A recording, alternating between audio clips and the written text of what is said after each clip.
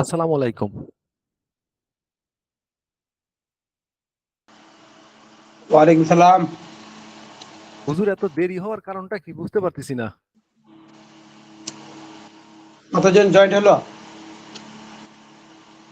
Joint হয়েছে তো 7 জন, আপনি সহ। তিনবার ওদিকে কি নামাজ শেষ হয়নি? না না না না না, সেটা বিষয় না। বিদ্যুৎ সমস্যা করতেছে সারা বাংলাদেশে। বিদ্যুৎ বিভাগের লোকজন এটা মানে ঝামেলা করার ধান্দা করতেছে। যেমন আমার এখানে বেলা 2টা থেকে 3টা থেকে 7:30 প্রায় পৌনে 8টা পর্যন্ত বিদ্যুৎ দেয় নাই। তাই নাকি? হম। মানে বিভিন্ন জায়গা ওরা ঝামেলা করতেছে, অর্থাৎ মানে যেটা খোলাখুলি বলি, মনে হচ্ছে ওরা এই আওয়ামী লীগ গভর্নমেন্টের কিছু লোকজন আছে, তারা মনে করেন যে সরকারকে বেকায়দায় ফেলানোর প্ল্যান প্রোগ্রাম আর কি করার চেষ্টাই আছে, আমার তো হয়তো মনে পারে, হচ্ছে। যেমন যে ফেসবুকে কয়েকটা দেখলাম তো, এগুলো নিয়ে আন্দোলন চলছে বা ওরা কর্মবিরতিতে পালিয়ে গেছে। তো এই জন্য অনেক জায়গাতেই মনে করেন কি যে মানে বিদ্যুৎ নাই। আচ্ছা, আমরা শুরু করবো ইনশাল্লাহ। দেখি আচ্ছা আচ্ছা। কয়েকজন আসছে। তো ওই যে গত সবক যেটা ছিল এটা আমরা পড়া শুরু করবো এখন। আমার স্ক্রিনটা দেখা যাচ্ছে কি? আমার স্ক্রিনটা কি দেখা যাচ্ছে আপনাদের মোবাইলে? স্ক্রিন, হ্যাঁ, দেখা যাচ্ছে দেখা যাচ্ছে। তাহলে যে রাসেল ভাই আপনি আগে শুরু করেন এখান থেকে। কত নম্বর পিস? এটা হচ্ছে 80 নম্বর পৃষ্ঠার শেষে। 80 নম্বর পৃষ্ঠার শেষে। এই যে আমার এখানে দেখা যাচ্ছে এটা। এখান থেকে পড়া শুরু করেন, আমরা পিছনে পড়াটা পড়ে আশি তারপরে সামনে আশি পড়ব। 80 নম্বর পৃষ্ঠা, যে মকিম মকিম মুসাফির পরস্পর ইক্তেদা। হুম হুম। আচ্ছা। বিসমিল্লাহির রহমানির রহিম। মুসাফির যদি মুকিমের পিছনে ইক্তেদা করে, তাহলে ইমামকে অনুসরণ করে সে 4 রাকাত আহ, পুরা আদায় করবে। অর্থাৎ বলছে যে মুসাফির যদি মুকিমের পিছনে ইক্তেদা করে, তাহলে ইমামকে অনুসরণ করে সে 4 রাকাত পুরা আদায় করবে। মুকিম মুকিম মুসাফিরের পিছনে ইক্তেদা করতে পারে পারে তখন মুসাফির ইমামের কর্তব্য হলো নামাজ শুরু করার আগে এই কথা ঘোষণা করা যে আমি মুসাফির হিসাবে 2 রাকাত পড়ব, সুতরাং আপনারা আমার সালাম ফেরানোর পর উঠে বাকি 2 রাকাত পড়ে নেবেন। সালাম ফেরানোর পরও এই ঘোষণা দেবে। এটা আমরা বুঝতে পারছি আর কি। আহ, মুসাফির মুসাফির অবস্থায় 4 রাকাতি নামাজ ফৌত হলে সফর বা আম, হজরের হজরে যখন ফজর হবে, হ্যাঁ, কোনটা যেন এটা? এই যে নামাজ ফৌত হলে সফরে বা এটা কি হজরে না ফজরে হবে, আমি বুঝতে পারতেছি না। এটা হচ্ছে একাশি সফরে পৃষ্ঠায় হবে, সফর। 81 পৃষ্ঠার প্রথমে। আচ্ছা, সালাম ফেরানোর পর বাকি 2 রাকাত পড়ে নিবে। সালাম ফেরানোর পর এ ঘোষণা দিবে মোসাফির অবস্থায়, তারপরে মাসলা যে মোসাফির অবস্থায় 4 রাকাতের নামাজ ফৌত ফৌত। হলে, হ্যাঁ ফৌত হলে সফরে বা হজরে, হ্যাঁ সফরে বা হজরে যেখানেই আদায় করা হোক না, যেখানে আদায় করা হোক কসর রূপে আদায় করতে হবে। হজরে মানে এখানে সফরে বা হজরে, হজরে মানে হচ্ছে মুকিম অবস্থায়। হ্যাঁ। ও আচ্ছা আচ্ছা আচ্ছা। আর মুকিম অবস্থায় ফৌত হলে যখনই আদায় করা হোক 4 রাকাতই আদায় করতে হবে। অর্থাৎ বলতেছে যে মুকিম অবস্থায় ফৌত হলে যখনই আদায় করা হোক 4 রাকাতই আদায় করতে হবে। হ্যাঁ কয়েকটি হ্যাঁ। মাসালা কয়েকটি মাসালা আহ, সফরের সর্বনিম্ন দূরত্ব সম্পর্কে মূল কথা এই যে বছরের সবচেয়ে ছোট 3 দিন 3 দিনে সাধারণভাবে পায়ে হেঁটে বা উটের পিঠে চড়ে যে পরিমাণ দূরত্ব অতিক্রম করা যায়, সেটাই হলো সফরের সর্বনিম্ন পরিমাণ। হ্যাঁ। বিষয়টিকে সহজ করার জন্য ফকিহগণ হিসাব করে 18 ফরসাখ বা 79 কিলোমিটার নির্ধারণ করেছেন। অর্থাৎ তার মানে এটা বলছে যে একজন লোক সর্বোচ্চ 79 কিলোমিটার পর্যন্ত হাঁটতে পারে এইরকমই, বা উটের পিঠে যেতে পারে। হ্যাঁ তো হ্যাঁ। এই 79 পর্যন্ত গেলেই সে আপনার হচ্ছে লিগা মানে মুসাফির। মুসাফিরের হুকুম লাগানো হবে তাকে। আচ্ছা। 2 নাম্বার, তুমি যদি গাড়ি, ট্রেন ও বিমানের মতো দ্রুতযানে 3 দিনের দূরত্ব সামান্য সময় অতিক্রম করো, তবুও তোমার উপর কসর ওয়াজিব হবে। ও, তার মানে মোট কথা যে হুজুর এটা বলা আছে যে 79 কিলোমিটার, সেটা আমি 10 মিনিটে যদি যাইতে পারি বা 3 দিন বা একদিনও যাইতে পারি, তবুও আমার উপরে হ্যাঁ, এটা কসর এটা ওয়াজিব তো হয়ে কোনো যাবে। নেই। আর- আচ্ছা, কসর ওয়াজিব হবে না পূর্ণ নামাজ ওয়াজিব হবে তা নির্ভর অবস্থার উপরে। এটুকু বুঝিনি, এটুকু বুঝাই দেন। আচ্ছা, আবার পড়েন, আমি বোঝাচ্ছি। 3 নাম্বারটা, কসর ওয়াজিব হবে না পূর্ণ নামাজ ওয়াজিব হবে তা নির্ভর করবে নামাজের শেষ ওয়াক্তের অবস্থা করে। হ্যাঁ, মানে তিন কসর নাম্বারটা ওয়াজিব হবে না পূর্ণ পূর্ণ নামাজ ওয়াজিব হবে, মানে কসর পড়তে হবে কি কসর পড়তে হবে না, এটা নির্ভর করবে কখন, নামাজের শেষ ওয়াক্তের অবস্থার উপর। মনে করেন আপনি বাড়ি থেকে বের হয়ে বের হয়েছেন, বের হওয়ার পরে যেই জায়গাতে আপনি যাচ্ছেন, এটা ওই জায়গাতে যাওয়ার পর যদি জোহরের, ধরেন যে জোহরের রক্ত চলতেছে, এই সময়তে আপনি কি করলেন, আপনি ওখানে উপস্থিত হলেন। এখনও যদি নামাজ আপনি জোহরের পড়েননি, কিন্তু আপনি জোহরের রক্তের মধ্যেই আপনি 79 কিলোমিটার আপনি অতিক্রম করে চলে গেছেন, এখনও নামাজ পড়েননি, তাহলে এখন শেষ মুহূর্তে এসে যদি আপনার 79 কিলোমিটার হয়ে যায়, তাহলে আপনাকে তখন কসর পড়া শুরু করতে হবে। যেহেতু আপনার প্রথম অক্টটা ছিল মোসাফিরের হুকুমে নয়, যেহেতু তখনও আপনি 80 কিলোমিটার বা 79 কিলোমিটার অতিক্রম করেননি, কিন্তু শেষ অক্টতে গিয়া আপনি পাইলেন কি মোসাফিরের হুকুমের অবস্থায় যে 79 কিলোমিটার অতিক্রম করা এটা আপনার হয়ে গেছে, তখন যদি আপনি নামাজ না পড়েন, তাহলে ওই সময়তে আপনাকে কসরটা পড়তে হবে, আর আপনাকে পুরো নামাজটা পড়তে হবে না। আচ্ছা, আমি এই বিষয়টা প্রশ্ন করি, সেটা হচ্ছে কি, আমি ধরেন বেলা 10টার সময় হয়তো এখান থেকে রাজশাহী গেছি। এখন এখান হ্যাঁ, থেকে রাজশাহী তো প্রায় 100 কিলোমিটারের মতন হবে। তো এখন হ্যাঁ, রাজশাহী যাইতে আমার দেখা যাচ্ছে যে আমি পৌঁছাইছি বেলা 3টার মধ্যে, 10টার থেকে 3টার মধ্যে হ্যাঁ, পৌঁছাইছি। তিনটা তো দিয়ে এখন পড়া যাচ্ছে। 3টা পর্যন্ত আমি যদি এখন যদি হয়তো জোহরের নামাজটা পাইনি, তো আমি আসরের নামাজের সময় হয়তো আসরের নামাজটা আমার জন্য কসর আমি পাইলাম, কিন্তু জোহরের হ্যাঁ, নামাজটা কি হবে? জোহরের নামাজটা কি ওই সময় কসরই পড়া লাগবে আসরের পরে? হ্যাঁ, জোহর নামাজটাও কসর পড়া লাগবে, যেহেতু আপনি কসর, হ্যাঁ, হ্যাঁ, আচ্ছা, কসর পড়া কসর লাগবে কেন, নামাজ কি? যে আপনি ওই 79 কিলোমিটার অতিক্রম করেছেন ওই সময়, যে সময় আপনার জোহরের কিছু অক্ত বাকি ছিল, মানে শেষ অক্তে। এই জি। জন্য আপনার তো জোহরের অক্তটা, জোহরের নামাজটা যদি পড়া না হয়ে থাকে, তাহলে ওই ক্ষেত্রে আপনাকে কি করতে হবে, আপনাকে কসর পড়তে হবে। আচ্ছা, কসরের ক্ষেত্রে কি কাজা পড়তে হয়? কসরের অবস্থায় যেগুলো নামাজ কাজা হবে, ওগুলোকে বাড়িতে পড়েন আর সফরে পড়েন, ওই কসরই পড়তে হবে। আর যেগুলো আপনার মুকিম অবস্থায় কাজা থাকে, যদি আপনি সফরে পড়তে চান, তো মুকিম অবস্থায় যেভাবে পড়ার নিয়ম ঠিক ওভাবেই পড়তে হবে। আচ্ছা, এর আগে তো এখন মনে মাসলাটা করেন গেল। যে হুজুর, আমি হয়তো দেখা যাচ্ছে যে ফজরের নামাজটা পড়ি নাই, কিন্তু আমি বের হয়ে গেছি, জহরের ওয়াক্ত আমি পায়া গেছি। তো এখানে জহরে আমি কসর পড়লাম, কিন্তু ফজরেরটা কি? ফজরেরটাকে মকিম অবস্থায় যেটা পড়া লাগে সেটাই পড়বো আমি, সেই সুন্নত এবং হ্যাঁ, হ্যাঁ, ফরজ দুইটাই পড়তে হবে আমার। হ্যাঁ, মুকিম অবস্থায় আচ্ছা, যেভাবে ছিল সেভাবেই পড়তে হবে। আচ্ছা, 4 নাম্বারটা বলিন। সফরের আরামের আরামের হলে বা ঝামেলা বা পেরেশানি মুক্ত পরিবেশ হলে মুসাফিরের কর্তব্য হবে সুন্নত নামাজগুলো আদায় করা। আর তাড়াহুড়া বা ঝামেলার পরিস্থিতি হলে সুন্নত আদায় করার দরকার নেই। এটা তো সহজ কথা, বুঝতে পারছি।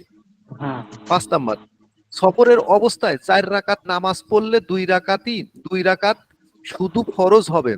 অর্থাৎ সফরের অবস্থায় 4 রাকাত নামাজ পড়লে 2 রাকাত শুধু ফরজ হবে, বাকি 2 রাকাত হবে নফল। এটুকু বুঝলাম না। আচ্ছা, যে 5 নাম্বারটা সফরের অবস্থায় 4 রাকাত নামাজ পড়লে দুই রাকাত দুই রাকাতই শুধু ফরজ হবে, বাকি 2 রাকাত নফল, মানে বাকি 2 রাকাত হবে নফল।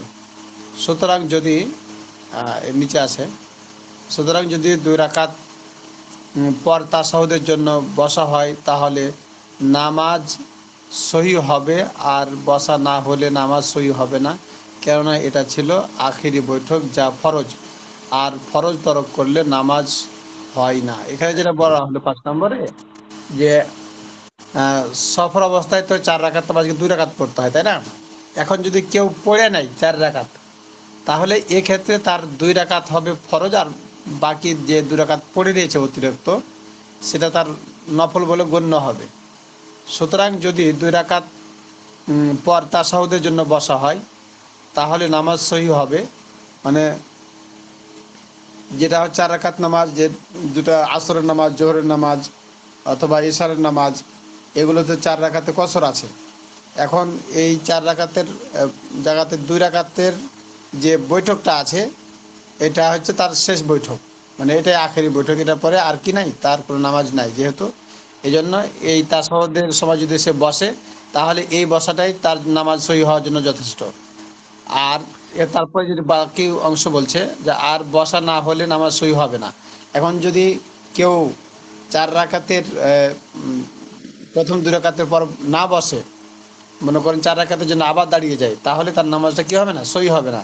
কেন ফরজ তরক করলে নামাজ কি হয় না, সহি হয় না। এই যে কেননা এটা ছিল আখেরি বৈঠক, যা ফরজ, আর ফরজ তরক করলে নামাজ হয় না।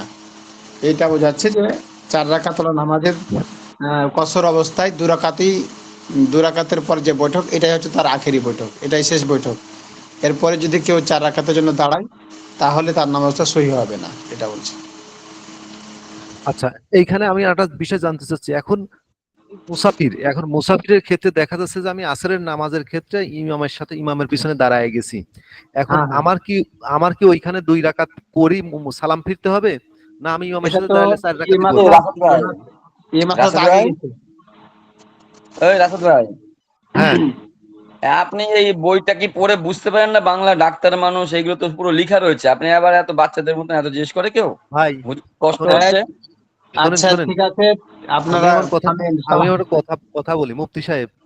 শোনেন, আপনি মাদ্রাসার ছাত্র, আপনি ভালো বোঝেন। আমি জেনারেল ছাত্র, আমি কিন্তু মেডিকেল কলেজ থেকে পাশ করা ছাত্র। আপনি মাদ্রাসা থেকে- আরে আপনি না, আমার সাথে ওইটাও না একশো তো, গুণ এখানে ভালো তো পরিষ্কার ভালো ভাবে, জানবেন, ভালো এখানে জানবেন। এই পরিষ্কার ভাবে আপনারা লেখা রয়েছে তো। থামেন, থামেন। আমার কথা শুনেন, আমরা আম পাবলিক তো এই জন্য আমরা খুঁটি খুঁটি বিষয়টা ভালো করে জানার চেষ্টা করি। কারণ কি জন্য আমরা ভুল ত্রুটি আরে সবসময় আমাদের বুঝছি। বেশি হয়, এই জন্য জানার জন্য চেষ্টা করি। তো আচ্ছা রাসেল একই ভাই, পড়া। ঠিক আছে। ওই আর সারাফত ভাই, আপনিও থামেন। মানে ঠিক আছে, আপনার যে প্রশ্নগুলো সেটা হচ্ছে যে সারাফত ভাই বলতে চাচ্ছে যে এগুলো তো বাংলায় লেখা আছে, আপনি পারলে তো এগুলো পড়তে পারেন। কিন্তু আসলে পড়ার পরে অনেক সময় আগের মশলাগুলো হ্যাঁ, জেন থেকে মনে থাকে ছুটে না, গেলে আর ওটা বুঝে আসে না। মনে থাকে না। যেমন হ্যাঁ, মাদ্রাসার যারা আলহামদুলিল্লাহ কিছুটা পড়ছে, এরা আহ, কিছুটা হলেও মানে তাদের মাথার মধ্যে এই মাসলাগুলো ঘুরপ্যাচ খায়, তারা বুঝতে সহজেই পারে। তো রাসেল ভাই যেহেতু স্টুডেন্ট ছিলেন জেনারেল, এই হিসাবে হয়তো মাসলাগুলো সহজে পিছনের আর কি পিছনের মাসলাগুলো ক্যাচ না করতে পারলে সামনের মাসলাগুলো বোঝা একটু কঠিন হয়ে যায়। তো এই মশলাটা আগে গিয়েছে রাসেল ভাই, হ্যাঁ, যে প্রশ্নটা আপনি করলেন সেই মশলাটা হলো যে ইমামের পিছনে মোসাফির যদি নামাজ পড়ে, ইমামের পিছনে মোসাফির ব্যক্তি যদি নামাজ পড়ে, তাহলে ইমামের একতাদা করার কারণে ইমামের পিছনে সে ইমামকে পরিপূর্ণ ফলো করবে। মানে ইমাম 4 রাকাত নামাজ পড়লে মোসাফিরকেও 4 রাকাত নামাজ পড়তে হবে। আর পড়তে হবে। মোসাফির যদি ইমাম হয়, তাহলে এক্ষেত্রে মোসাফির ইমাম 4 রাকাত ওলা নামাজে 2 রাকাত পরে সালাম ফিরাইয়া দিবে। আর বাদ বাকি যারা পিছনে যদি কোনো মুক্তাদি মুকিম থাকে, তাহলে এই মুকিমরা পরের 2 রাকাতকে পুরা করবে। আচ্ছা, তারপরে পরে আচ্ছা, 6 নম্বর। ছয় নম্বরটা, যদি উদ্দিষ্ট স্থানে যাওয়ার দুটি পথ থাকে এবং এক পথের দূরত্ব হয় 79 কিলোমিটার আর অন্য পথের দূরত্ব হয় কম, তাহলে যে পথ সফর করবে সেই পথের দূরত্ব বিবেচ্য হবে। সুতরাং প্রথম পথে সফর করলে তুমি মুসাফির হবে, দ্বিতীয় পথের সফর করলে তুমি মুসাফির হবে না। হ্যাঁ, জি হুজুর। মাশাআল্লাহ। এবার যে প্রশ্নমালা আছে, আমি এগুলো আপনাদেরকে জিজ্ঞাসা করছি, আপনারা উত্তর দিন। সফরের সর্বনিম্ন দূরত্ব সম্পর্কে আলোচনা করো। তারপরে বলেন। সর্বনিম্ন হচ্ছে আপনার 18 ফারসাক। তার মানে হচ্ছে এখন ফকিগণরা বলে দিয়েছেন যে মোটামুটি 79 কিলোমিটার। আর নিয়ম ছিল আচ্ছা। এমনি আগে থেকে যে সব থেকে ছোট দিন, ছোট 3 দিন পায়ে হেঁটে অথবা উটের ভেতরে পিঠে করে একভাবে সকাল থেকে সন্ধ্যা পর্যন্ত যদি চলে, এইভাবে 3 দিন চলে যতটা রাস্তা হয় ততটা হচ্ছে সফরের শেষ সীমা। তো এখন আচ্ছা, মাশাআল্লাহ। হ্যাঁ, ঠিক আছে। 2 নম্বর, শরীয়তের পরিভাষায় মুসাফির কাকে বলে? শরীয়তের মুসাফির হওয়ার পরিভাষায়। দুটো শর্ত। একটা শর্ত হচ্ছে তাকে নিয়ত করতে হবে যে আমি সফরে বাইরে হচ্ছি, 79 কিলোমিটার পার হওয়ার এরকম একটা নিয়ত করতে হবে। আর দ্বিতীয় হচ্ছে নিজ এলাকার বাড়িঘর ছেড়ে যেতে হবে। বাসভবন ছাড়তে হবে এবং 15 দিনের কম থাকার নিয়ত করতে হবে। আচ্ছা, 3 নম্বর, সফরের কারণে কি কি বিধান সাব্যস্ত হয়? সফরের কারণে কি কি বিধান সাব্যস্ত হয়? সফরের বিধানে 1 নাম্বার হচ্ছে সে নামাজ কসর পড়বে। হ্যাঁ, 4 রাকাত নামাজগুলো কসর পড়বে। আর সুন্নতে যদি সময় থাকে ঝামেলা মুক্ত হবে, সুন্নতগুলো পড়বে, নাহলে পড়বে না। দ্বিতীয় হচ্ছে আপনার মোজার উপরে যদি মাসে করে থাকে 3 দিনের 3 রাত 3 দিনের সময়সীমা থাকবে। আর এটা হচ্ছে রোজার মাস হলে সে মন করলে রোজা রাখতে পারে, নাহলে রোজা পরে কাজা আদায় করবে। আর ঈদের নামাজ, 2 ঈদের নামাজ এবং জুম্মার নামাজ তার জন্য ওয়াজিব না, এবং কোরবানি করাও তার জন্য ওয়াজিব না। মাশাআল্লাহ, সুন্দরভাবে উত্তর দেওয়ার জন্য আপনাকে আরো বেশি ধন্যবাদ দেওয়া হলো। সুন্দর হয়েছে আপনার উত্তর। ওনাকে আচ্ছা, মমতাজ তারপরে দেওয়া হলো হুজুর। মমতাজের উপরে কিছু থাকলে দেন। জাযাকাল্লাহ। আচ্ছা, 4 নম্বর দেখেন, উনি একজন মমতাজি। হজের সফরে গেল, আরেকজন গেল পর্যটক রূপে বিদেশ ভ্রমণে, আর তৃতীয় জন সে গেল দূরে এক শহরে ডাকাতি করতে। এই তিনজনের কে কে কসর করবে এবং কেন করবে বলো? এই মশলাটা ভালো করে বুঝি না আবার। এই 3 জনেই হচ্ছে আপনার কসরত এই কারণে, যদি দেখা যায় মেপে দেখতে হবে যে 79 কিলোমিটার হয়েছে নাকি এবং 15 দিনের কম থাকবে নাকি। এইটা যদি প্রমাণ হয় তাহলে এই 3 জনেই কসর হয়ে যাবে। মাশাআল্লাহ, এখানে যেটা বলা হচ্ছে যে চাইতে হজের কি বলে, হজের সফরে যাক, অথবা পর্যটক কোনো কেন্দ্র ঘুরতে যায়, অথবা মনে করেন যে কেউ ডাকাতি করার জন্য গেল, যেহেতু উভয় তারা দল বা 3 গ্রুপ যদি 79 কিলোমিটার দূরত্ব চলে যায়, তাহলে সেক্ষেত্রে প্রত্যেকের জন্য কি হবে? কসর এটা হবে। এখন যে গুনাহ করছে সে গুনাহ তার জন্য লেখা হবে, আর যে নেক কাজ করছে তার জন্য নেক লেখা হবে। এটাই পার্থক্য। তবে সবাই কসর করতে পারবে এখানে। 5 নম্বর, সফর ও একামতের ক্ষেত্রে আহ, মূল ব্যক্তির নিয়াত গ্রহণযোগ্য। একটি তাহলে কি বলো? 5 নম্বর, সফর ও একামতের ক্ষেত্রে মূল ব্যক্তির নিয়াত গ্রহণযোগ্য।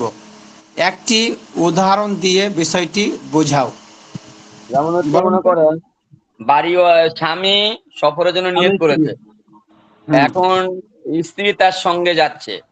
এখানে স্ত্রী নিয়ত করা জরুরি না, স্বামী নিয়ত করেছে, অতএব স্ত্রী তার ভিতরে সফর ব্যক্তি হয়ে গেছে। হ্যাঁ, এখানে আর স্বামী যদি হচ্ছে মূল ব্যক্তি। হ্যাঁ, এখানে স্বামী হচ্ছে মূল ব্যক্তি। স্বামী হচ্ছে মূল ব্যক্তি। ঠিক এইভাবে হ্যাঁ, যদি মালিক যায় তা নকর হচ্ছে মূল ব্যক্তি। মানে যে হ্যাঁ, ব্যক্তি তাকে অনুসরণ করবে তার নিয়ত করা জরুরি নয়। আর মুকিমের হ্যাঁ। ব্যাপারটা হচ্ছে যে মেন ব্যক্তি মানে স্বামী অথবা মালিক, বা যদি সে ঘরে ফিরে আসে মুকিম হয়ে যায়, এতে ওকে যে অনুসরণ করেছে তার জন্য আর মুকিম হওয়ার জন্য নিয়ত করতে হবে না, ওই মূল ব্যক্তি নিয়ত করলেই মুকিম হয়ে যাবে। যথেষ্ট, মাশাআল্লাহ। কারোই নিয়ত করতে হবে না তো? হ্যাঁ, শুধু মুসাফিরের হুকুম লাগানো হবে মালিকের আহ, নিয়াতের উপরে সবার। একজন লোক সফরের দূরত্ব অতিক্রম করলো কিন্তু মুসাফির হলো না। আরেকজন আবার একজন মুসাফির এক শহরে 15 দিন থাকলো কিন্তু মুকিম হলো না। বিষয়টি ব্যাখ্যা করো। বিষয়টি একজন দেখেন লোক ভালো করে খেয়াল সফরের করুন। দূরত্ব অতিক্রম করছে, মানে মনে করেন দুদিকের রাস্তা, একদিকের রাস্তা তো দিয়ে ঘুরে গেলে সে মুসাফির হয়ে যাবে, আর একদিক দিয়ে ঘুরে গেলে সে মুসাফির হবে না। তা ও এমন দিক দিয়ে ঘুরে গেছে যে দিক দিয়ে 78 কিলোমিটার হয়েছে, কিছু কম রয়ে গেছে, এই দেশে মুসাফির হয় নাই।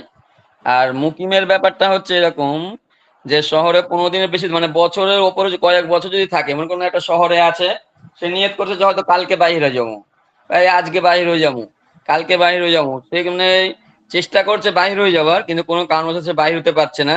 এর কারণে যদি একটা শহরে সে কয়েক বছর একভাবে থাকে, তারপরেও সে মুকিম হবে না, মুসাফিরই থাকবে। তারপরে হচ্ছে আরেকটা বিষয়, যদি যেখানে জন পরিবেশ নাই, মানে মরুভূমি, জাহাজে, যেখানে মানুষ থাকার কোনো ব্যবস্থা নাই, এখানে যদি সে বছরের পর বছর থাকে, তারপরে সে মুকিমই হবে না, মুসাফির থাকবে। হ্যাঁ, বিশেষভাবে এই যে আর আগে বলা হলো না যে মরুভূমি ময়দান অথবা যদি কেউ পানি জাহাজে বা নৌকায় থাকে। অনুপযোগী বাসস্থান। হ্যাঁ। 7 নম্বর, মুসাফির কখন মুকিম হয় আলোচনা করো।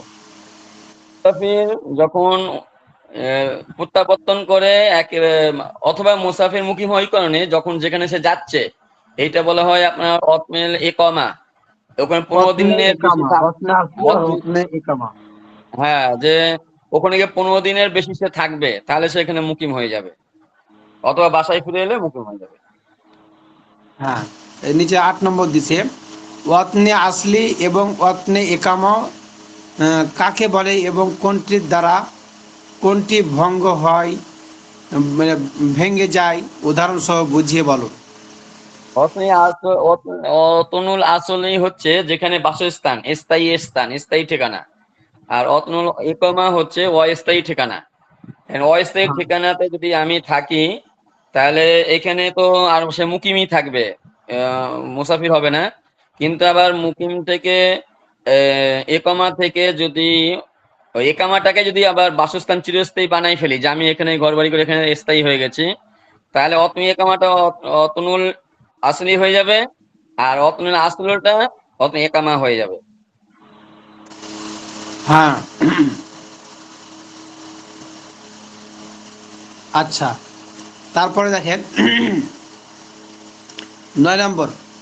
9 নম্বর হচ্ছে একজন জোহরের 4 রাকাত পড়ে সফরে বের হলো এবং পথে আসরের নামাজ কসর করলো, কসর পড়লো। তারপর কোনো প্রয়োজনে আসরের ওয়াক্তে বাড়ি ফিরে এলো, তখন দেখা গেল যে সে জোহর ও আসর তাহার আহ, কি লিখেছে, জোহর ও তাহারাত আসর তাহারাত তাহারাত ছাড়া। তাহারাত ছাড়া পড়েছে।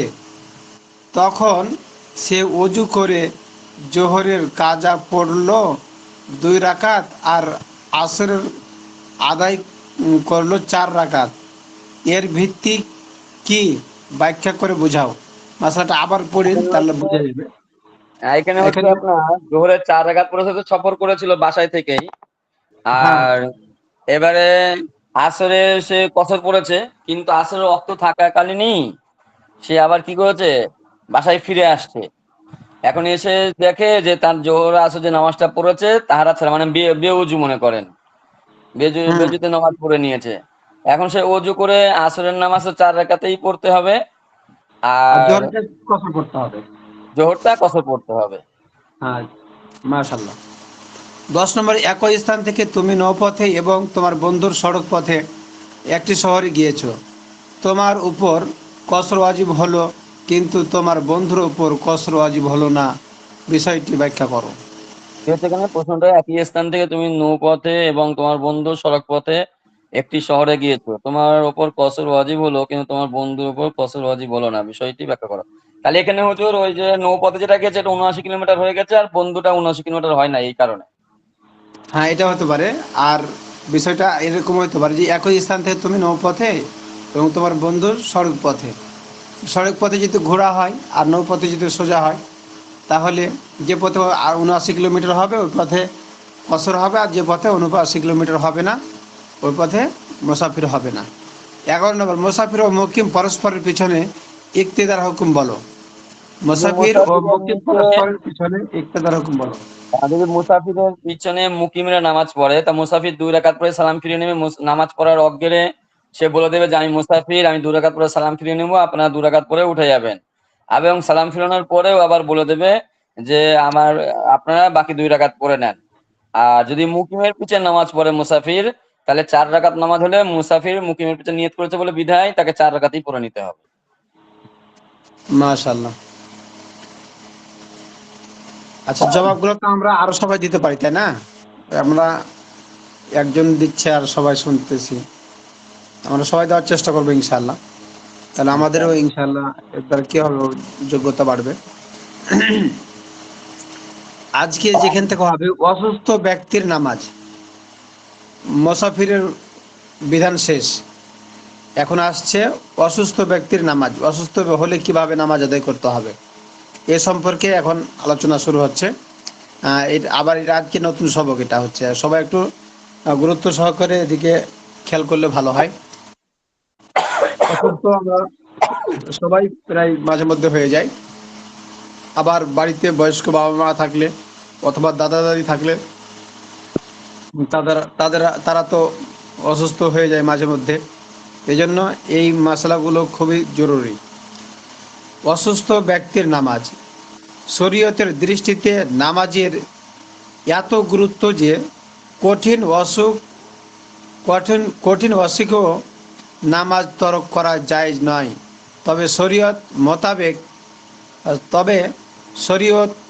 তোমাকে এমন কোনো আদেশ করেনি যা পালন করতে তুমি অক্ষম কিংবা তোমার জন্য কষ্টকর। আল্লাহ তাআলা বলেছেন, লা ইউকাল্লিফুল্লাহু নাফসান ইল্লা উসআহা।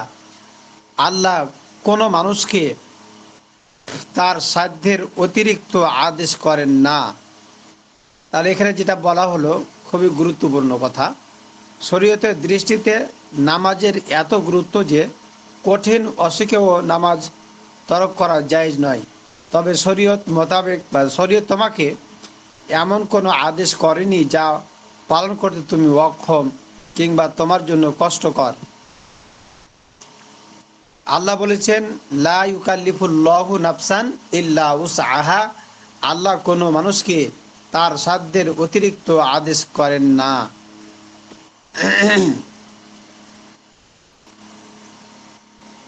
আচ্ছা, তারপরে মাসলাটা দেখেন। এজন্য শরীয়ত অসুস্থ ব্যক্তির নামাজ আদায়কে সহজ করে দিয়েছেন। সুতরাং যদি কেউ অসুস্থতার কারণে দাঁড়াতে না পারে কিংবা দাঁড়ালে অসুস্থ হয়ে পড়ার বা অসুস্থতা বেড়ে যাওয়ার বা আরোগ্য বিলম্বিত হওয়ার আশঙ্কা থাকে কিংবা দাঁড়াতে খুব কষ্ট হয়, মাথা ঘোরায়, এসব অবস্থায় সে বসে রুকু সিজদা করে নামাজ আদায় করতে পারে। বসার ক্ষেত্রেও যেভাবে বসলে আরাম হয় সেভাবেই বসতে পারে। দেখছেন, কিন্তু তারপরে কিন্তু কি নাই, নামাজ তরক না, করার হুকুম নাই। এখানে অনেকগুলো জটিল অসুস্থতার কথাও কিন্তু বলল। এতগুলো জটিল অসুস্থতা থাকার পরেও নামাজ তরক করা বা নামাজ বাদ দেওয়ার কোনো কি নাই, কোনো এখতিয়ার নাই, সুযোগ নাই। তাহলে নামাজটা কি পরিমাণ গুরুত্বপূর্ণ ইবাদত আল্লাহ রাব্বুল আলামিনের কাছে, এটা এখান থেকে বোঝা যাচ্ছে, তাই না?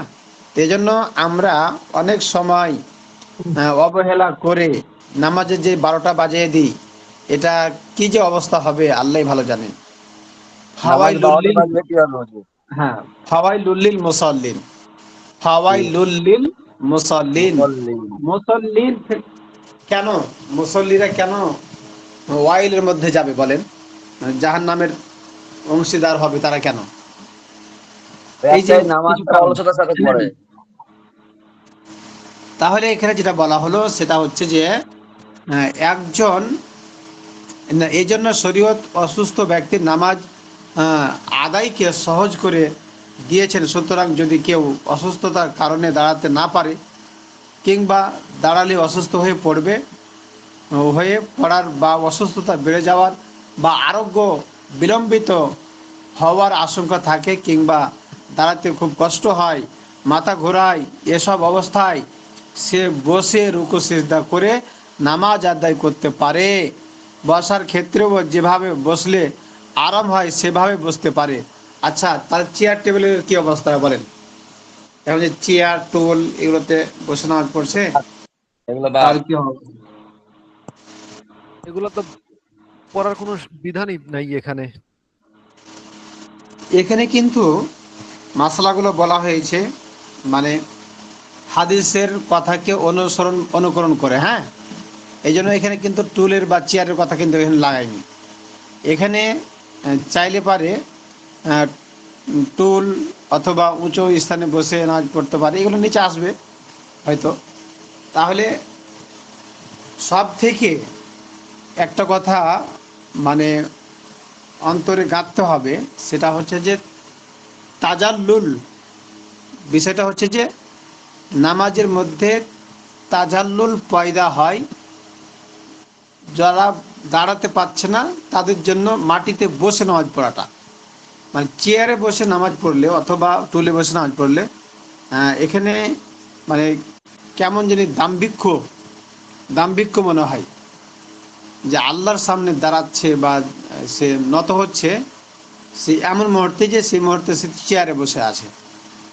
তো এই জন্য চেয়ারে বসে নামাজ পড়ার থেকে তাজাল্লুল বেশি পয়দা হবে বসে নামাজ পড়ার দ্বারা, নিচে বসে পড়ার দ্বারা। হ্যাঁ, নিচে বসার ক্ষেত্রেও যদি তার কি হয়, হ্যাঁ, তার বসতে কোনো রকম সমস্যা হয়, তাহলে যেভাবে বসে মানে তার সহজ হয় সেভাবে বসে নামাজটা পড়বে, তারপরেও সে চেয়ার বা মোড়া ব্যবহার করবে না। এটাকে বলা হয় তাজাল্লুল। তাহলে মাটিতে বসে নামাজ পড়লে উম, যে নামাজের তাজাল্লুল বেশি পয়দা হয়, মানে আল্লাহ তাআলাকে যেভাবে বেশি ইজ্জত করা হয়, সেটা হচ্ছে মাটিতে বসে, চেয়ারে আর মোড়াতে বসে নয়। আমরা এই মশলাগুলোকে জনসমক্ষে বলার চেষ্টা করব। তারপরও মানুষকে মানাইতে পারা যায় না তো। মানুষ না, এখন চেয়ার বললেও মানে পেয়েছে না। আরামের, হ্যাঁ, আরামের নামাজ পেয়েছে, আরামের। যে ডাইরেক্ট ডেকোরেশন নামাজ। হ্যাঁ, ডেকোরেশন নামাজ, ঠিক আছে। তাহলে আমরা এখান থেকে তো যেটা পেলাম সেটা তবে হচ্ছে কি হুজুর, তাজাল্লুল। আমার কিন্তু এই জায়গাটা একটু অভিযোগ আছে। সেটা হ্যাঁ, হচ্ছে কি, কোন ইমাম সাহেব কিন্তু নামাজে দাঁড়ানোর সময় একবারও কিন্তু বলে না যে চেয়ারে নামাজ পড়া জায়েজ নাই বা ঠিক না, বা এটা বলে কিন্তু বলে বলে না। জুম্মার বলে না, বয়ানে বুঝছেন? বলে, অন্য সময় বলে, কিন্তু ওই বুঝছেন? মুসলিরা কি বলে জানেন? যে বড় বড় মসজিদে, ঢাকার বড় বড় মসজিদে বায়তুল মোকাররমে চেয়ার আছে, ওরা ওই হুজুররা দেখে না, আপনি দেখেন শুধু, এই জন্য তার বলে না। হ্যাঁ। আচ্ছা, কিছু তেরা মুসল্লি আছে তো, আপনি ওকে যতই বলেন ও মানবে না, ওর কাছে তারপরে আবার চেয়ারই ভালো। আবার এটাও বলে যে সৌদি আরবে তো এইভাবে পড়ে, কেউ তো হ্যাঁ, তেমন কিছু তারপরেও আসেন, কেউ চেয়ারে পড়লো, তার নামাজ হবে কি হবে না, তাই না? ও, তার জি। নামাজ হবে, কিন্তু ওরকম ভাবে তার তাজাল্লুলটা পয়দা হবে না, নামাজটা হবে না, এ কথা বলার দরকার নেই। কিন্তু নামাজের মধ্যে যে তার তাজাল্লুলের বিষয়টা অনেক কম বেশি। এই জন্য আমরা পারতপক্ষে নিচে বসে পড়ার চেষ্টা করব, যদি অসুস্থ হয়ে যায় বা যারা অসুস্থ আছে, মাজুরা আছে, তাদেরকে নিচে বসার উপদেশ দেব। না, কেউ মানলে আলহামদুলিল্লাহ ভালো, না মানলে তো করার কিছু নাই। আচ্ছা, তারপরে আসেন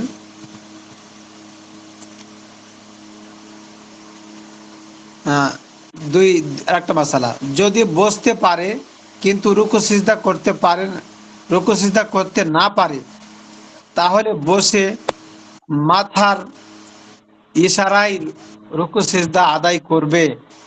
আর সেজদা সেজদায় রুকুর চেয়ে মাথা বেশি নিচু করবে, যেন রুকু ও সিজদা আলাদা বোঝা যায়, অন্যথায় নামাজ সহি হবে না। তাহলে কি বললো, যে যদি মানে বসতে, রুকুতে যতটা ঝুঁকবে তার থেকে সেজদা তার একটু থেকে বেশি ঝুঁকবে। সেজদাতে বেশি ঝুঁকবে। এখন কেউ কি করলো, না বসে নামাজ পড়ছে, বসে নামাজ পড়ার ক্ষেত্রে কিন্তু সিজদাতে যেতে পারছে না, তাহলে রুকুতে হালকা ঝুঁকবে আর সিজদাতে বেশি ঝুঁকবে। মানে এটা যদি কপাল, বসতে পারে কপাল কিন্তু স্পর্শ রুকু, না করলেও হবে। হ্যাঁ হ্যাঁ হ্যাঁ, যদি বসতে পারে কিন্তু রুকু সিজদা করতে পারে না, রুকু সিজদা করতে না পারে, তাহলে বসে মাথার ইশারায় রুকু সিজদা আদায় করবে। আর সেজদায় রুকুর চেয়ে মাথা বেশি নিচু করবে, যেন রুকু ও সিজদা আলাদা বোঝা যায়, অন্যথায় নামাজ সহি হবে না।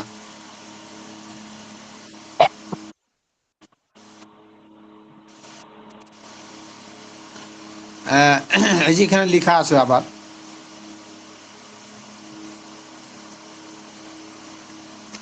ইদা আজাজাল মারিদু আনিল কিয়ামি আও খাফা জিয়াদাতাল মারিদি সাল্লা কাঈদান। তাহলে এখানে যেটা বলা হলো, ইদা আজাজাল মারিদু মানে মারিজ ব্যক্তি বা অসুস্থ ব্যক্তি, আনিল কিয়ামি যদি সে কি করতে পারে, দাঁড়াতে পারে, আও খাফা জিয়াদাতাল মারিদি, আর যদি অসুস্থতা কম হয় তাহলে কি বলবে, সাল্লা কাঈদান। তাহলে জিয়াদাতাল কি বলছে, জিয়াদাতাল মারিদি যদি অসুস্থতা বেশি হয়, সাল্লা কাঈদান তাহলে বসে নামাজ পড়বে। তারপরে ইয়ার কা ওয়া ইয়াসজুদ, আর রুকু সিজদা কি করবে, রুকু সিজদা ইশারাই করবে। আচ্ছা, আমরা তারপরে মাসলা দেখি, যদি বসতে পারে কিন্তু রুকু সিজদা করতে না পারে, তাহলে সে মাথার ইশারায় রুকু সিজদা করবে, আর সিজদায় রুকুর চেয়ে মাথা বেশি নিচু করবে, যেন রুকু ও সিজদা আলাদা বোঝা যায়, অন্যথায় নামাজ সহি হবে না। তারপরের মাসালা, যদি বসতেও না পারে তাহলে পা কেবলার দিকে করে চিত হয়ে শুয়ে মাথার ইশারায় রুকু সিজদা করবে। পা দুটো হাঁটু ভেঙে খাড়া রাখা উত্তম। বিনা ওজরে কেবলার দিকে পা ছড়িয়ে দেওয়া মাকরুহ। এখানে কথাটাকে ভালো করে বুঝাই দিস আর কি। তাহলে এই মাসলা যেটা বলা হলো, যে যদি বসতেও না পারে তাহলে কি করবে, পা কেবলার দিকে চিত হয়ে শুয়ে মাথার ইশারায় রুকু সিজদা করবে, মানে পা লম্বা করে দিবে কেবলার দিকে, তারপরে মাথার ইশারাতে কি করবে, রুকু সিজদায় ইশারায় করবে। পা দুটো হাঁটু ভেঙে খাড়া রাখা উত্তম।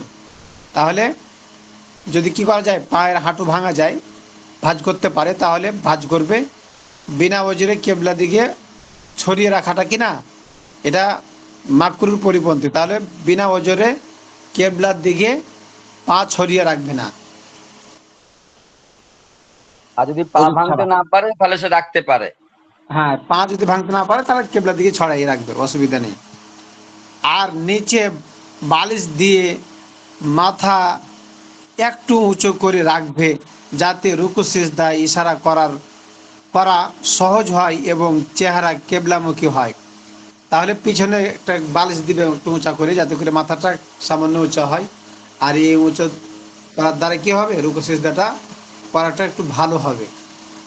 হেলান হেলান আর ভাব আর কি। চেহারাটাও কি থাকবে, কেবলার দিকে মুখে থাকবে। তাহলে পরে এখানে যে কথাটা বলা হলো শেষের কথাটা, আর নিচে বালিশ দিয়ে মাথাটা একটু উঁচু করে রাখবে, যাতে রুকু সিজদার ইশারা করা সহজ হয় এবং চেহারা কেবলামুখী হয়।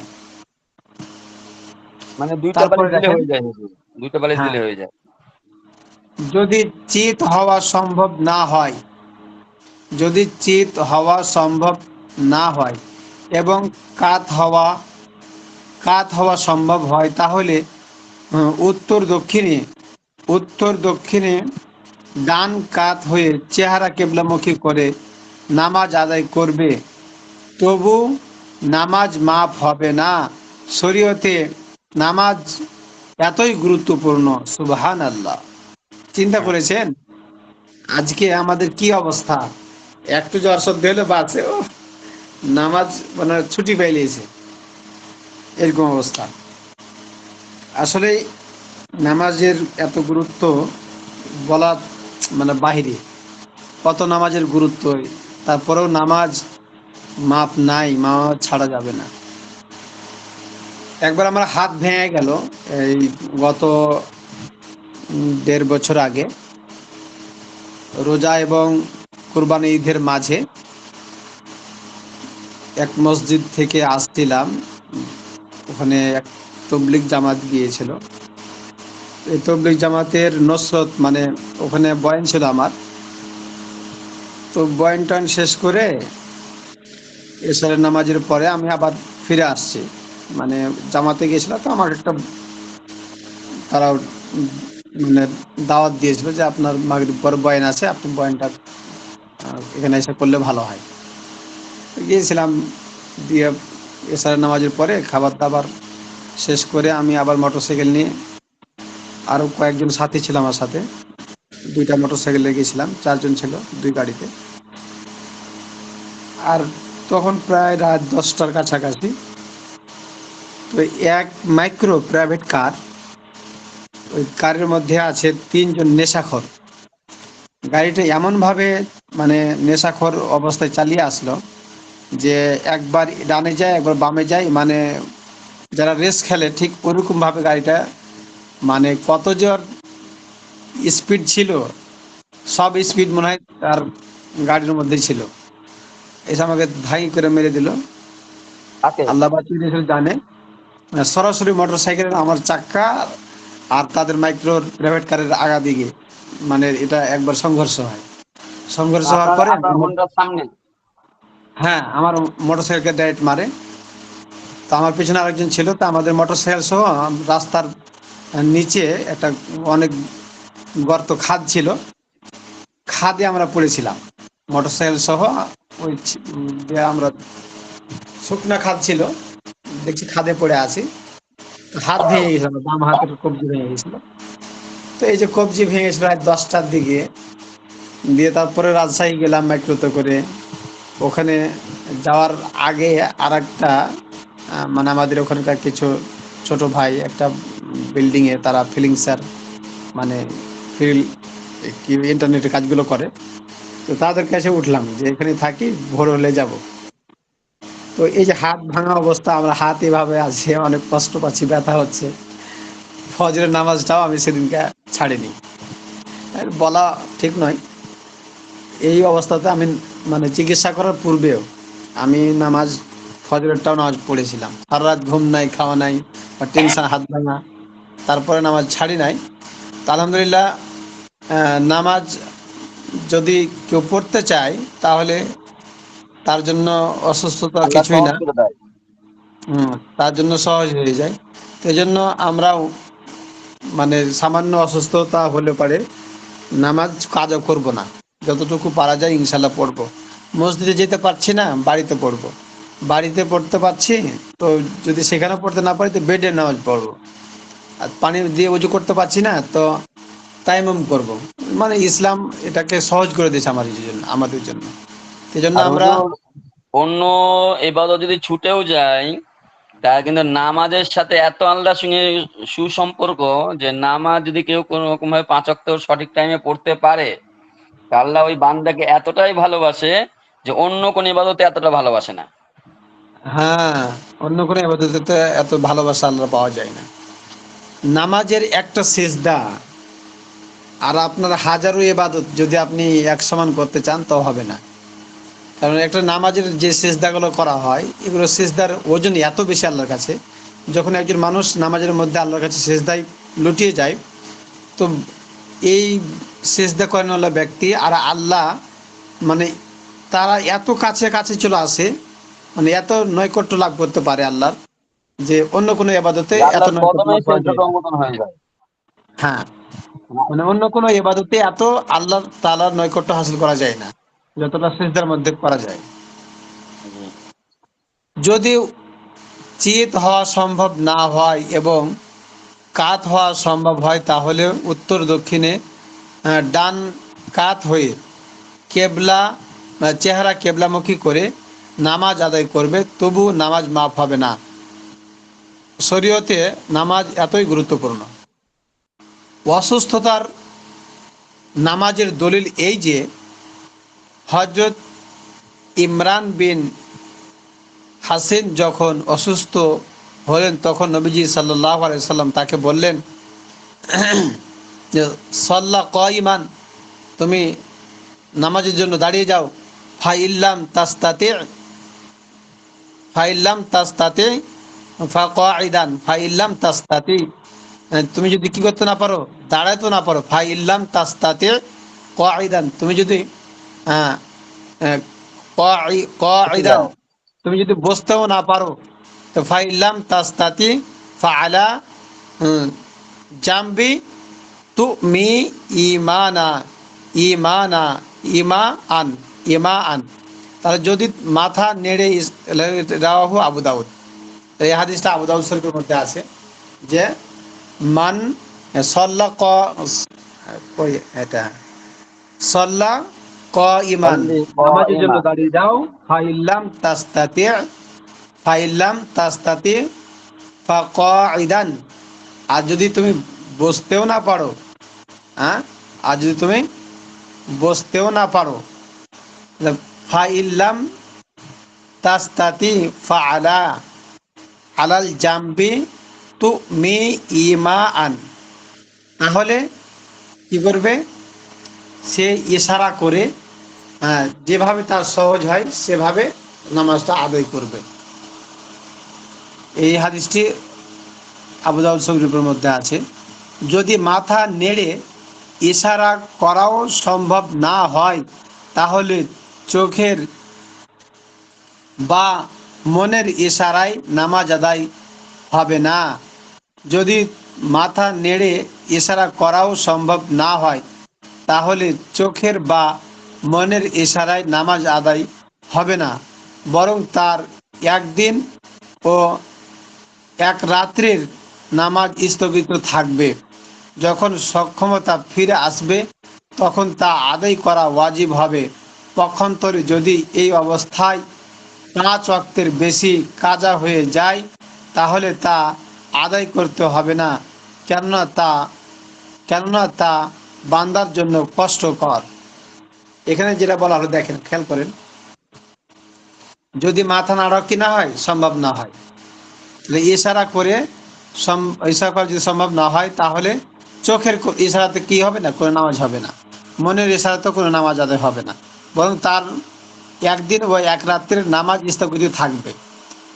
যখন সক্ষমতা ফিরে আসবে, মানে যখন সে ভালো হবে, তখন তা আদায় করা তার জন্য কি হবে, ওই নামাজগুলো আদায় করতে হবে। পক্ষান্তরে যদি এই অবস্থায় 5 ওয়াক্তের বেশি কাজা হয়ে যায়, মানে দেখা গেল কেউ আইসিইউতে আছে, মনে করেন কয়েকদিন জ্ঞান ফিরছে না, অজ্ঞান অবস্থায় আছে, তাকে আইসিইউতে রাখা আছে, তাই এরকম ব্যক্তি একদিন হলে তো নামাজগুলো কাজা করতে হবে। আর যদি বেশি দিন হয়ে যায়, তাহলে কি করতে হবে না, এই নামাজগুলো কাজা করতে হবে না, বরং এই নামাজগুলো তার জন্য মাফ হয়ে যাবে। 5 ওয়াক্তের বেশি যদি হয়ে যায়, তার মানে 5 5 ওয়াক্ত ওয়াক্তের বেশি তো হয়ে যায়, পড়তে হবে। তাহলে তা আদায় করতে হবে না, কেননা তা বান্দার জন্য কষ্টকর। এই অবস্থায় আর দেখা গেল 5 ওয়াক্তের বেশি হয়ে গেছে, এখন দেখা একদিন 2 দিন, একদিনের বেশি, 2 দিন 3 দিন, আরো যদি বেশি হয়, তাহলে এগুলো আর কি করতে হবে না, তাকে আদায় করতে হবে না। মোট কথা এটা হুজুর যে 5 ওয়াক্ত পর্যন্ত পড়তে হবে, 6 ওয়াক্ত হয়ে গেলে আর পড়তে হবে না। হ্যাঁ, এটাই আর কি। কয়েকটি মাসালা, যদি কোনো কিছুর সাথে হেরান দিয়ে বা একটা বাকি কোনো, রয়েছে হুজুর, আয়াতটা বাকি আছে আরেকটা। যদি আচ্ছা, কেউ ঠিক আছে। যদি কেউ হ্যাঁ বিকৃত মস্তিষ্ক বা বেহুশ হয়ে পড়ে এবং কাজা নামাজ 5 ওয়াক্ত বা তার কম হয়, তাহলে সুস্থ হওয়ার পর তা কাজা করতে হবে। 5 ওয়াক্তের বেশি হলে কাজা করতে হবে না। তাহলে কেউ যদি কয় তার কারো মাথার মধ্যে গন্ডগোল হয়ে যায়, বেহুশ হয়ে যায়, মানে পাগল পাগল হ্যাঁ পাগল হয়ে যায়, তাহলে 5 ওয়াক্ত বা তার বেশি হলে কি করতে হবে না, সুস্থ হওয়ার পরে পাগল বা বেহুশ, কাজা করতে হবে না। পাগল পাগল বা বেহুশ।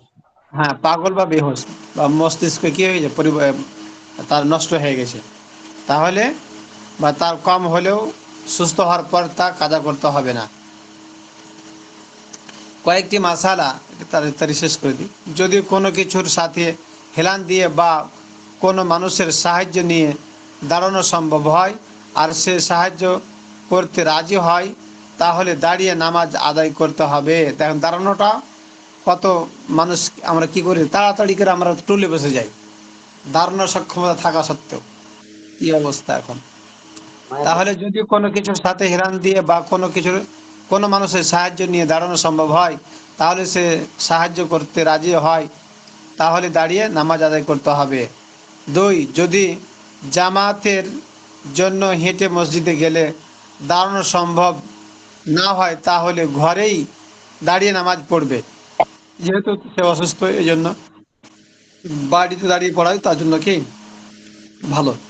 নামাজের মধ্যে অসুস্থ হয়ে পড়লে নামাজ ভঙ্গ না করে দাঁড়িয়ে বসে শুয়ে যেভাবে পারে বাকি নামাজ আদায় করবে। সহজ এটা।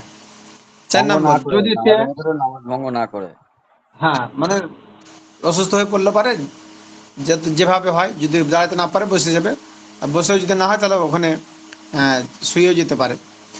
যদি বসে রুকু সেজদাকারী ব্যক্তি নামাজের মাঝে সুস্থ হয়ে যায় তাহলে বাকি নামাজ সুস্থ ব্যক্তির মতো শেষ করবে, মানে দাঁড়িয়ে যাবে।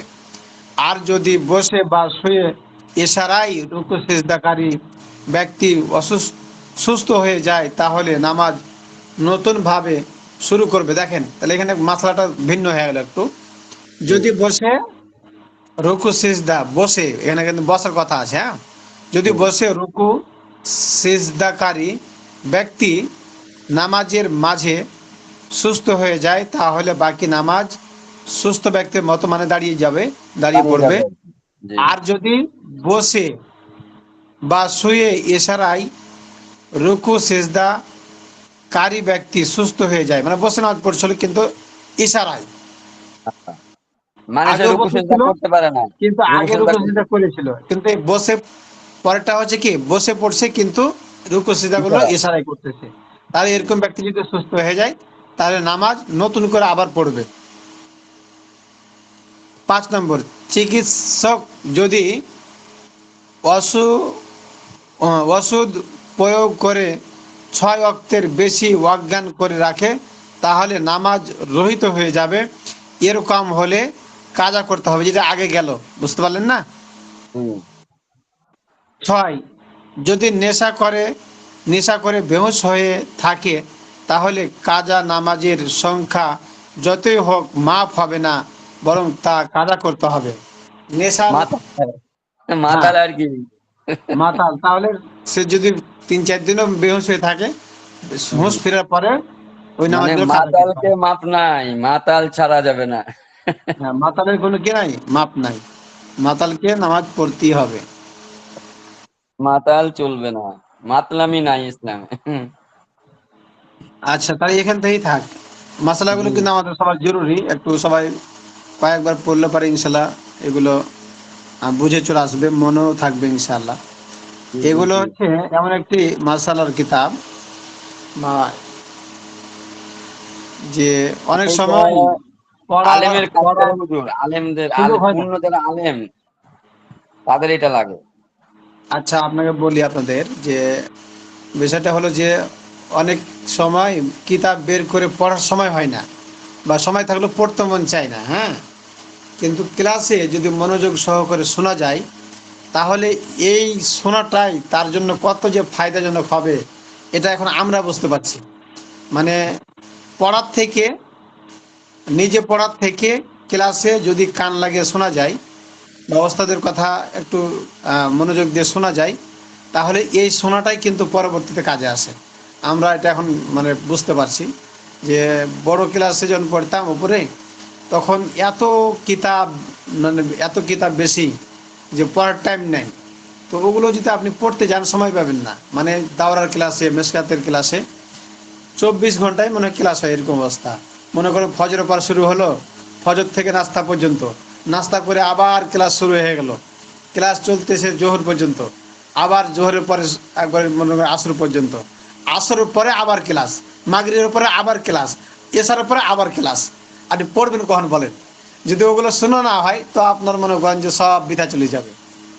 তাহলে দাওরার বছরে যে পরিমাণ মনে করেন ক্লাস করা হয় ওখানে কোনো ছাড় নাই, একটা মিনিট আপনাকে ছাড় দিবে না, একের পরে এক ওস্তাদ আসতে থাকবে, সকালে একদিন আসবে খারিজি ঘন্টা করার হুজুর, জন্য। হুজুর এই দাওরার ঘাট কাহিনীটা করেন না, তাহলে ডাক্তার সাহেব কিন্তু আর দাওরা পড়বে না। আরে তখন যে কি মজা, এটা তো এখন বুঝবেন না, তখন শোনার মধ্যেই শোনার মাঝেই মজা থাকে।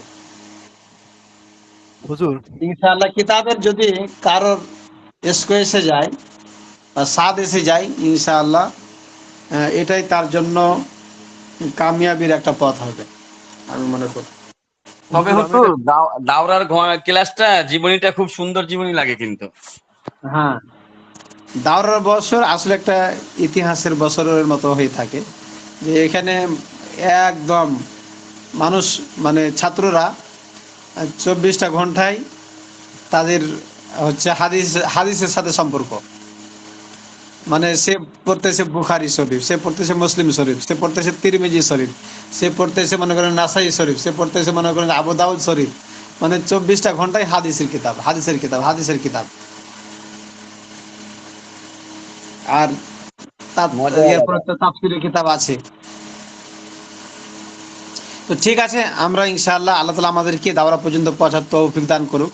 এই জন্য আমরা আমিন। সবাই আল্লাহর কাছে দোয়া করব, আল্লাহ যেন আমাদেরকে দাওরা হাদিস পর্যন্ত কবুল করে। এলেম তো আল্লাহ তাআলার কাছে কবুল করাতে হয়, আর আল্লাহ তাআলা তো সবাইকে আলেম বানান না। এই জন্য আমাদেরকে যদি আল্লাহ তাআলা আলিম হিসাবে কবুল করে, এই জন্য আমরা আমাদের জন্য এবং আমাদের ভাইদের জন্য আমরা সবাই দোয়া করবো, আল্লাহ পাক যেন সবাইকে আলেম হিসাবে কবুল করেন। এই দেখেন হুজুর, এবারে ডাক্তার সাহেব আবার কি একটা হাদিস পাঠাইছে মনে হচ্ছে।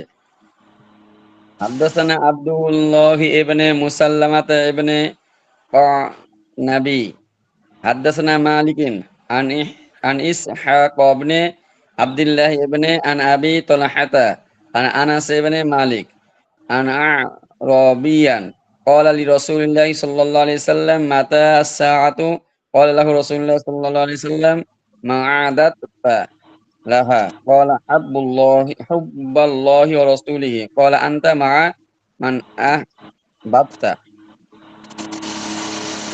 বলছেন আল্লাহ রসুলের মহব্বতের এই হাদিস এখানে দিলেন কে? না, আমি দিছি এটা হুজুর এটা এই এই এই এবারতটা একটু পড়ি দেওয়ার জন্য, কারণ আমি পারতেছি না তো, এবং ক্লিয়ার ভাবে যাতে আমি রেকর্ড হচ্ছে তো, যাতে আমি পরবর্তীতে এই রেকর্ডটা দেখে এটা আমি পড়তে পারি। এতে তো জবর দিয়ে দেওয়া আছে।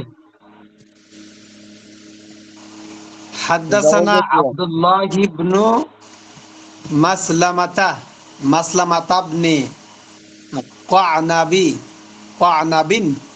হাদ্দাসানা মালিকুন আন ইসহাক ইবনে আব্দুল্লাহ ইবনে আবি তালহাতা আন আনাস ইবনে মালিকিন আন্না আ'রা আন্না আ'রাবিয়ান ক্বালা লিরাসূলিল্লাহি সাল্লাল্লাহু আলাইহি সাল্লাম মাতা সাআতু ক্বালা লাহু রাসূলুল্লাহি সাল্লাল্লাহু আলাইহি সাল্লাম মা আ'দাত্তা লাহা ক্বালা হুব্বুল্লাহি ওয়া রাসূলিহি ক্বালা আন ক্বালা আনতা মা মান আহবাবতা ক্বালা আনতা মা মান আহবাবতা। কোথায় পারেন এটা হাদিস আপনি? মুসলিম শরীফ থেকে এনেছি মাশাআল্লাহ। হুজুর। অনুবাদ নাই? না, আছে অনুবাদ আছে, আমি আচ্ছা, অনুবাদটুকু দিলে পরে অনেক বড় হয়ে যায় তো ফাইলটা পাঠানো, এই জন্য আমি আর কি পাঠাইনি। উপরেগুলো সেখানে কিন্তু যদি সব জবর রাবি, দিয়ে দেওয়া আছে, এটা বুঝছেন? পারার কথা উপরেগুলো বলা। সব রাবি, হাদিসটা হচ্ছে ওই নিচে থেকে। না না, সেটা জানি, হাদিসটা হচ্ছে লিগা ওই যে যেটুকু ইনভার্টেড কোমা দেওয়া আছে না, দুই পাশে দুইটা আছে নিচে, সেইটুকু সেটা জানি। কিন্তু যতই যে জবর দেওয়া থাক, আমি তো আর ভালো পড়তে পারি না, যার কারণে আমি সহি ভাবে পড়াই নিচ্ছিলাম আর কি। এটা কি আপনি আপনি আবার ইয়ে করা শুরু করেছেন নাকি, বয়ান কি? করা শুরু করেছেন নাকি? না, যেহেতু ঠিক আছে, মতটা এখানে পার্সোনাল ভাবে করতে পারেন, এতে আপত্তি নাই। আলাদা এখানে ভাবে কেউ কারো চর্চা থাকলে অসুবিধা নাই তো, আমরা পড়তে পারি না আলাদা না, ভাবে। না এখানে তাহলে হলো পড়তেছি তো। হুজুর, যেহেতু মোকে ওয়াজের দাওয়াত দিমু আমাদের এখানে ওই ঢাকা বিশ্ববিদ্যালয়ে 21শে সেপ্টেম্বর তো সিরাতে মাহফিল হবে, ওনাকে দাওয়াত দিমু সমস্যা কি? ঠিক আছে, সবাই ভালো থাকেন, সুস্থ থাকেন। জি, আচ্ছা, আসসালামু আসসালামু আলাইকুম। আলাইকুম। ওয়ালাইকুম আসসালাম। ডাক্তার সাহেব, জি। এই মুফতি সাহেব যায়েন না, দাঁড়ান, এই যায়েন না, দাঁড়ান, আমি শুনেন, দেখি রেকর্ড হয়েছে হয়েছে কিনা এর আগে দেখে নেই। ঢাকা বিশ্ববিদ্যালয়ে 21শে সেপ্টেম্বর সিরতে মাহফিল মানে আল্লাহ রসুলের গুণগান নিয়ে মাহফিল হবে।